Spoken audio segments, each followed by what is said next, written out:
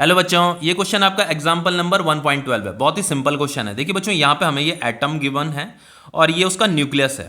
देखो बच्चों, इस एटम के बारे में बोला गया कि एटम इज न्यूट्रल। देखो यहाँ पे लिखा the atom as a whole is neutral. अब इस न्यूट्रल का मतलब क्या होता है? न्यूट्रल का मतलब ये होता है बच्चों कि उस एटम में जितना पॉजिटिव चार्ज है ना, उतना ही उसमें नेगेटिव चार्ज भी है। अगर पॉजिटिव चार्ज उसमें जेड ई है तो नेगेटिव चार्ज भी बच्चों जेड ई ही है। और इस एटम का बच्चों जो रेडियस दे रखा है ना, कैपिटल आर दे रखा है। अब देखो यहाँ देखो क्या लिखा हुआ है, an early model for an atom considered it to have a positively charged point nucleus of charge Z e. ये लिखा हुआ है कि न्यूक्लियस के अंदर जो पॉजिटिव चार्ज है बच्चों वो जेड ई है। ये हमें गिवन है, positive charge in nucleus Z e दे रखा है। और दूसरा बच्चों यहाँ पे लिखा हुआ है atom as a whole is neutral. Atom अगर न्यूट्रल है तो इसका मतलब जितना उसमें पॉजिटिव चार्ज है उतना ही उसमें नेगेटिव चार्ज भी है। तो नेगेटिव चार्ज भी मैंने यहाँ पे माइनस जेड ई लिख दिया।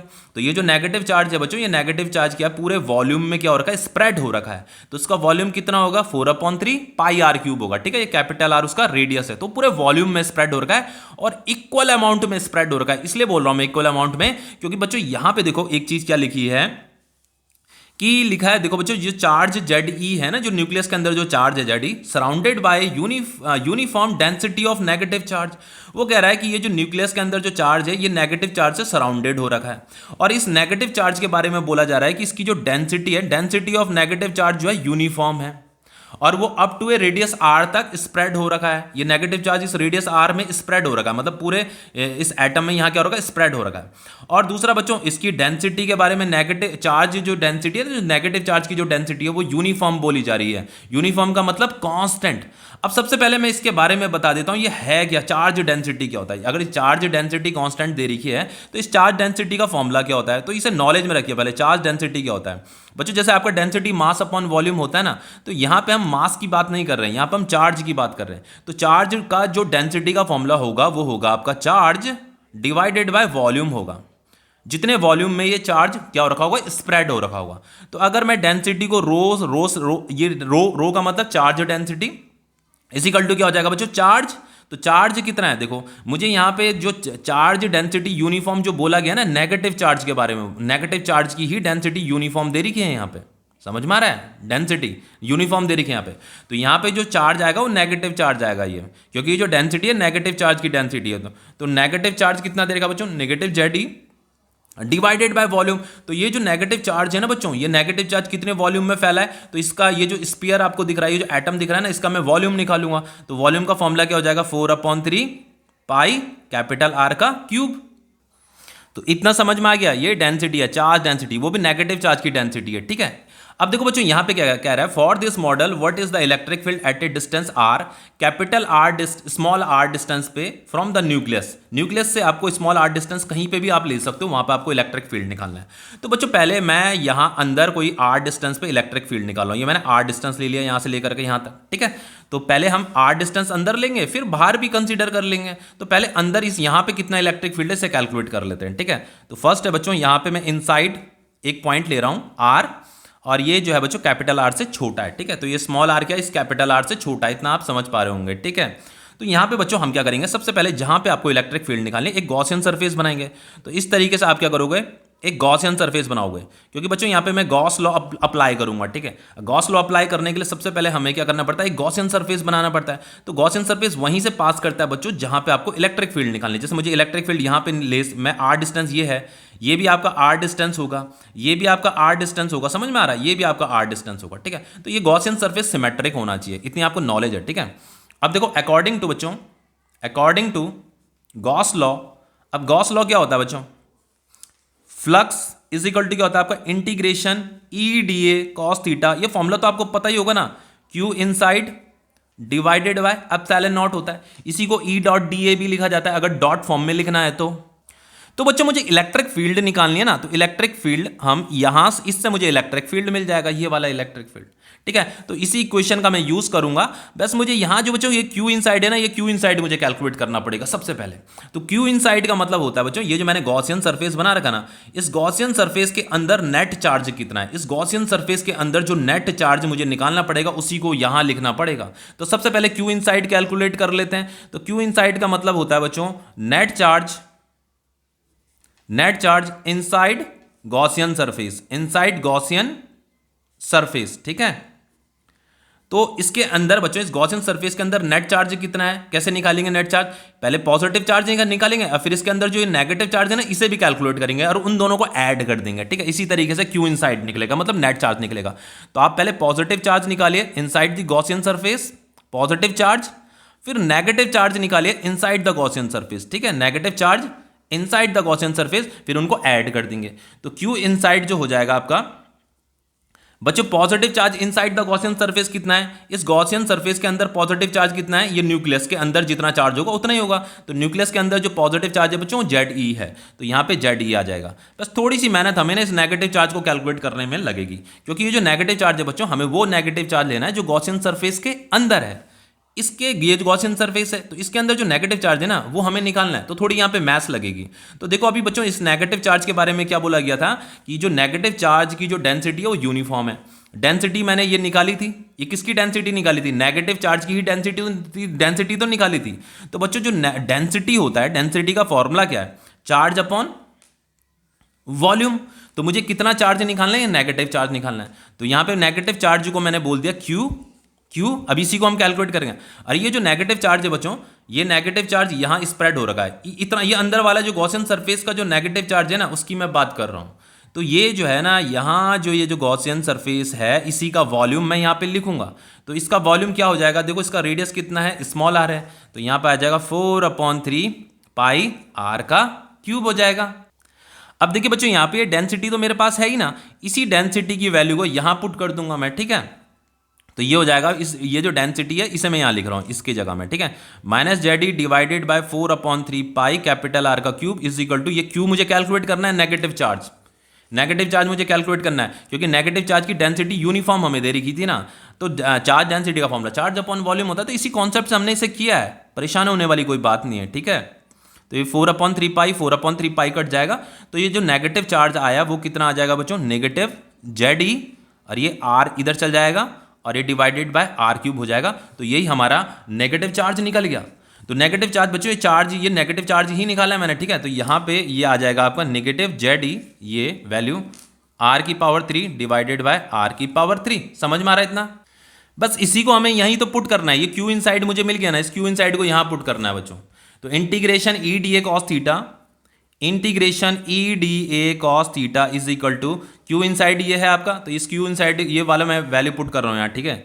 ZE माइनस ZE R³, ये माइनस है, ठीक है, कैपिटल R³, और ये हो जाएगा डिवाइडेड बाय एप्सिलॉन नॉट। ये एप्सिलॉन नॉट भी यहाँ पे आएगा, समझ में आ रहा है ना। अब देखिए बच्चों ये जो है ना इंटीग्रेशन EDA cos थीटा है ना, तो थीटा है ना, थीटा 0 डिग्री आएगा, क्यों आएगा अभी मैं बताऊंगा, ठीक है। ये cos 0 डिग्री की वैल्यू क्या होती है, 1 होती है, तो मैं इसे EDA लिख सकता हूं। अब ये थीटा 0 डिग्री क्यों आया अभी मैं बताता हूं। देखो बच्चों, सबसे पहले ये जो DA है, DA का मतलब होता है एरिया एलिमेंट। तो ये एरिया एलिमेंट मुझे कहाँ कंसिडर करना है, ये जो गॉसियन सरफेस है ना, यहाँ मैं छोटे छोटे बहुत सारे एरिया एलिमेंट ले सकता हूँ, ऐसे एरिया एलिमेंट। तो इन एरिया एलिमेंट से जो इलेक्ट्रिक फील्ड की जो डायरेक्शन होगी ना बच्चों, ऐसे आउटवर्ड होगी, बाहर की तरफ, ऐसे इलेक्ट्रिक फील्ड ऐसे निकल रहा होगा, यहाँ से बाहर ऐसे निकल रहा होगा इलेक्ट्रिक फील्ड, ठीक है। ये कॉन्सेप्ट ऐसे याद रखना। अगर बच्चों ये जो एटम है, ये जो इतना मैंने गॉसियन सरफेस ले रखा है, इस गॉसियन सरफेस के अंदर अगर नेट चार्ज पॉजिटिव है, अगर नेट चार्ज पॉजिटिव है, इसके अंदर नेट चार्ज पता है पॉजिटिव है, पता है क्यों है, क्योंकि मैंने यहाँ क्यू इनसाइड निकाला था। ये पॉजिटिव चार्ज की वैल्यू ये थी और ये नेगेटिव चार्ज की वैल्यू ये थी। तो बच्चों ये वाली वैल्यू ना ग्रेटर है, ये वाली वैल्यू छोटी है, तो इनको जब मैं सॉल्व करूंगा तो मुझे पॉजिटिव वैल्यू ही तो मिलेगी। तो बच्चों क्यू इनसाइड क्या आ रहा है, पॉजिटिव चार्ज आ रहा है। तो यहाँ बच्चों यहाँ जो है ना पॉजिटिव चार्ज है इसके अंदर, मतलब नेट चार्ज जो है पॉजिटिव है। कंफ्यूज मत होना, बहुत बच्चे इस कॉन्सेप्ट से ना कंफ्यूज होते हैं। देखो बच्चों, मान लो एक मैंने बॉडी बनाई, यहाँ पे मैंने +4 कूलम लिख दिया, यहाँ मैंने -1 कूलम लिख दिया, तो इसमें जो नेट चार्ज होगा वो कितना होगा बताओ। नेट चार्ज ऐसी तो निकालोगे 4 कूलम प्लस -1 कूलम, तो ये 4 - 1 कितना हो जाएगा, 3 कूलम, तो इसे पॉजिटिवली चार्ज बॉडी बोला जाएगा।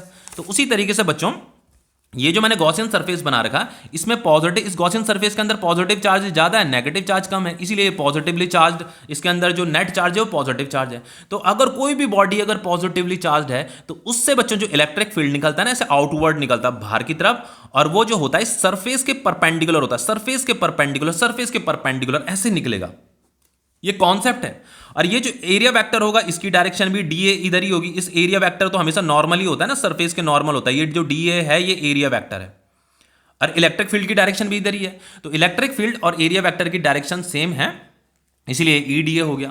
और दूसरी बात बच्चों, जितना यहाँ पे इलेक्ट्रिक फील्ड का मैग्नीट्यूड होगा उतना ही यहाँ पे होगा, उतना ही यहाँ पे होगा, उतना ही यहाँ पे होगा। देखो NCERT में ना लिखा भी है बच्चों, क्या लिखा है देखो, the electric field at any point on the Gaussian surface has the same magnitude at all point on the surface. समझ में आ रहा है?